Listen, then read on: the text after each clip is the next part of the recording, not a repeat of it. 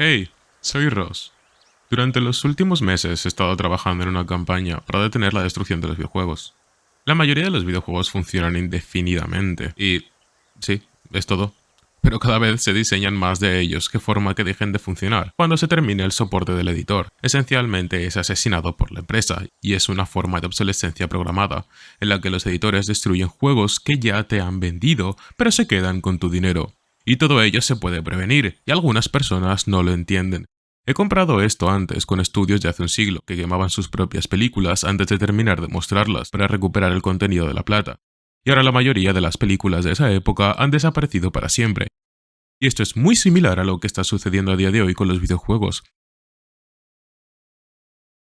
La mayoría de mis esfuerzos se han dirigido a desafiar la legalidad de esta práctica en varios países, porque es tan hostil al consumidor que no está claro si lo que está sucediendo es siquiera legal.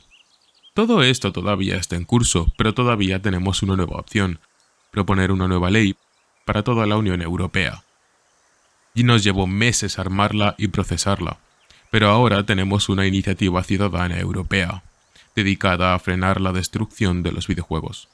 Puedes leerla tú mismo. Esto requeriría que los editores dejen los juegos que han vendido a sus clientes en un estado funcional al momento de cierre, sin requerir ninguna conexión adicional con ellos o partes afiliadas para que los juegos funcionen. ¿Cómo harían esto? Depende de ellos.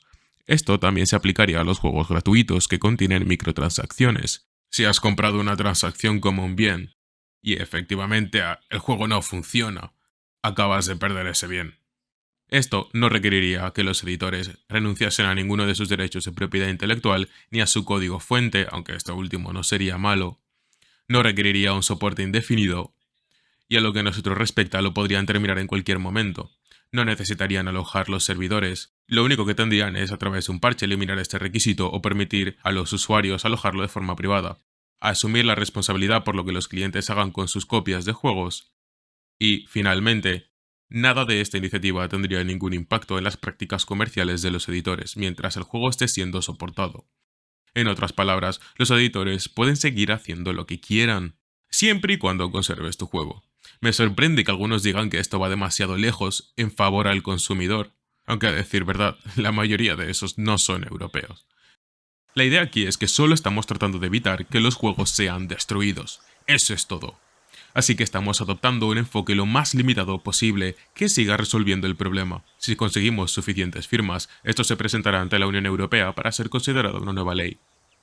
Ahora, si estás de acuerdo con esto, no tienes que seguir mirando, puedes ir a firmarla ahora mismo. Pero espera, antes de hacerlo, solo tienes una oportunidad de hacerlo bien. No es difícil, pero si cometes un error, tu firma será inválida y no tendrás otra oportunidad. Hemos creado guías en stopkillinggames.com sobre cómo hacer esto, por si acaso. ¿Pero es tan simple como que la gente lo firme y se convierta en ley en la Unión Europea? Ya, sí, podría serlo. Bueno, no es una garantía, pero creo que si conseguimos las firmas, esto se aprobará. ¿Por qué digo eso? Bueno, se trata de algunos factores. A los políticos les gustan las victorias fáciles y esto no les exige hacer mucho. Y a menos que se trate de apuestas o proteger a los niños, a los políticos generalmente no les importan los videojuegos. Así que no es de gran consecuencia para ellos, ni la mayoría de sus electores.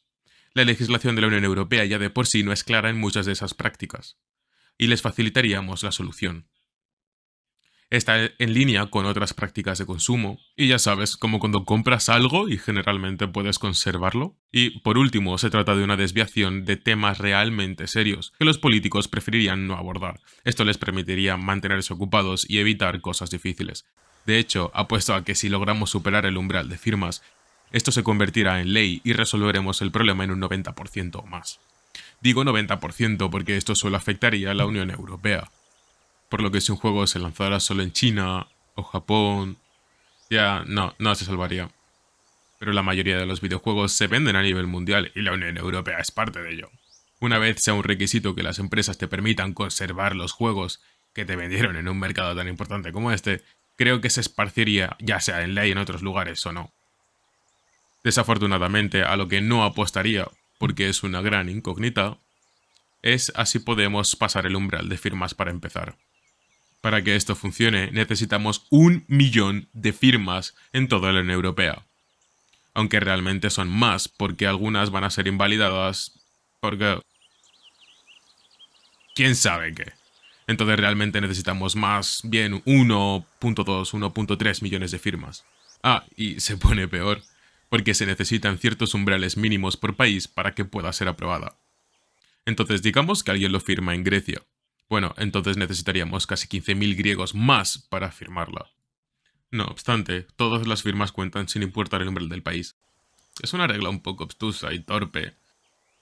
Casi me pregunto si la Unión Europea utilizó a Estados Unidos como inspiración para hacerla.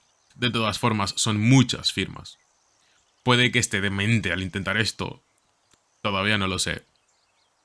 La buena noticia es que tenemos un año para conseguirlas todas. Así que tendremos tiempo.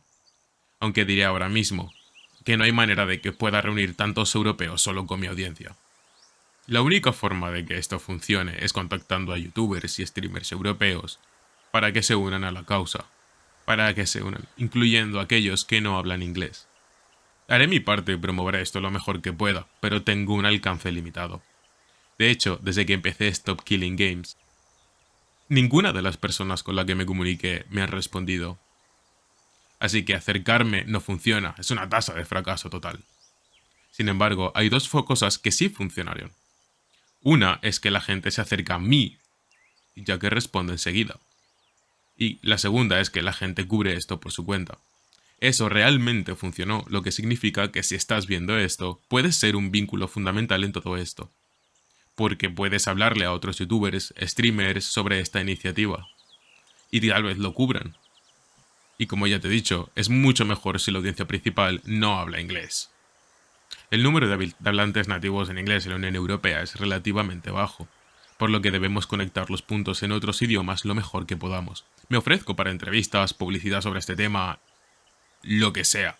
Casi cualquier persona con una audiencia europea de cierto tamaño. Además de eso, el portavoz oficial y el portavoz de respaldo de la iniciativa también se han ofrecido a hablar sobre este tema. Son multilingües y tenemos algunos organizadores oficiales más, a que también estarían dispuestos a discutir esto en otros idiomas. Estas son las personas oficialmente a cargo. Ya sabes, gente que sí es europea. Sí, aunque he ayudado, oficialmente no soy parte de esto, no soy elegible. No importa, lo que sea que nos lleve a la meta.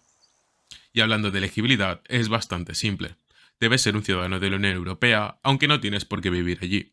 Y debes tener al menos la edad mínima para votar. Eso es todo. Esto también significa que no solo eres tú quien puede firmar esto, sino que tus amigos pueden firmarlo, tu familia puede firmarlo, tu novio o tu novia puede firmar esto. Todos cuentan. Reúne a todos y diles que más gente firme también. Y sí, se siente raro ser un estadounidense no elegible que hace una campaña para que los europeos firmen un documento. Pero sabes que, si se aprueba, ganamos todos. Así que solo tenemos que ir donde están las oportunidades. Ah, y si tus familiares o a quien sea no les interesan los videojuegos, puedes explicarles que esto también se trata de no perder derechos básicos de propiedad. Por ejemplo, si los videojuegos fueran coches, lo que estaría pasando ahora sería como si te vendiese un coche a precio completo. Luego, más tarde, te diría, no cuanto más tarde, así que no es un alquiler, fuera a tu casa y cogiese tu coche. Pero también me quedase con tu dinero. Eso no es un buen negocio. O al menos no lo es para el consumidor.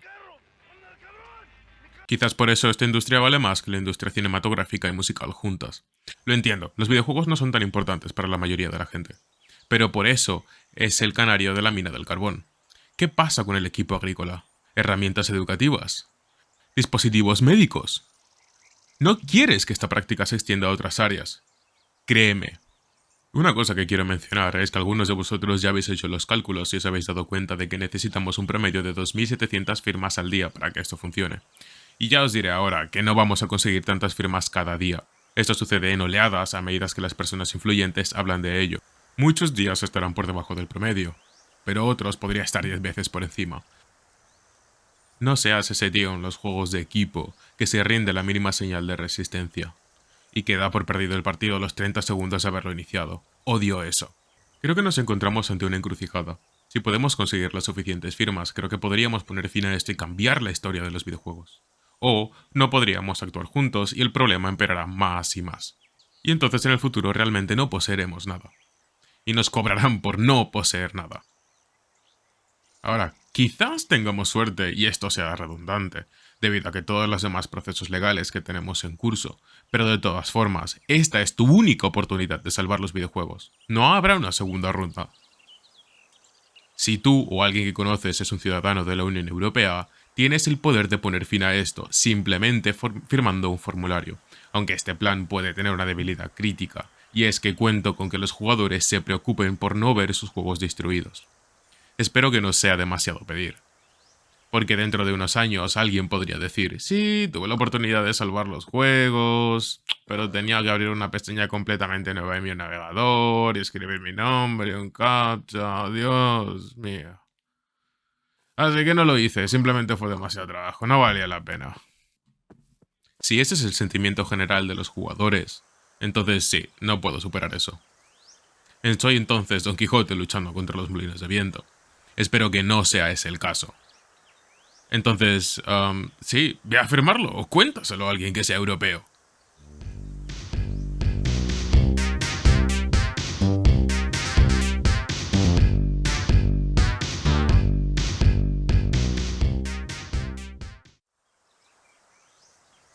Oh, and this doesn't have to take a year. If we get way more signatures than we need, we can end it early. So you can speedrun this.